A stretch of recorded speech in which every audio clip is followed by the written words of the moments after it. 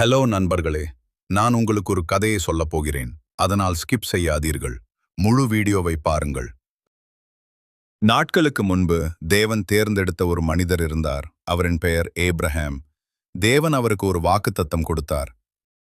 நீ அநேக ஜனங்களின் தந்தையாவாய். ஆனால் ஒரு பிரச்சனை இருந்தது. அபிரஹாமும் அவரது மனைவி சேரா பல ஆண்டுகள் குழந்தை இல்லாமல் இருந்தார்கள். ஆண்டுகள் கடந்தது. அவர்கள் காத்திருந்தார்கள், ஜெபித்தார்கள், ஆனால் எதுவும் நடக்கவில்லை. அவர்கள் முதுமை அடைந்தார்கள், மிகவும் முதுமை. ஒரு நாள் சாரா நினைத்தாள், தேவனுடைய வாக்குத்தத்தம் வேறு வழியில் நிறைவேறும் போலும்.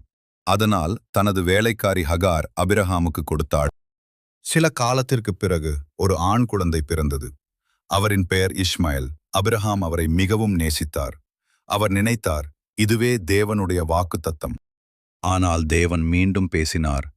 என் உடன்படிக்கை சாராவினால் வரும். அது இயலாதது போல தோன்றியது. இவ்வளவு வயதில் குழந்தை எப்படி? ஆனால் தேவனுக்கு அசாத்தியம் எதுவும் இல்லை. அப்போது ஒரு அதிசயம் நடந்தது. சாரா ஒரு மகனை பெற்றாள். அவரின் பெயர் ஐசக். ஈசாக் என்ற பெயர் சிரிப்பு என்று அர்த்தம். ஏனெனில் வாக்குத்தத்தத்தை முதலில் கேட்டபோது சாரா சிரித்தாள். காலம் சென்றது. 2 குழந்தைகளும் வளர்ந்தார்கள். குடும்பத்தில் பதட்டம் அதிகரித்தது. இறுதியில் ஹாகரும் இஸ்மாயேலும் அனுப்பப்பட்டார்கள். அது அபிரஹாமின் இதயத்தை உடைத்தது. ஆனால் தேவன் ஆறுதல் கூறினார், பயப்படாதே, இஸ்மாயேலையும் நான் ஆசீர்வதிப்பேன். அவரும் ஒரு பெரிய ஜாதியாக மாறுவான்.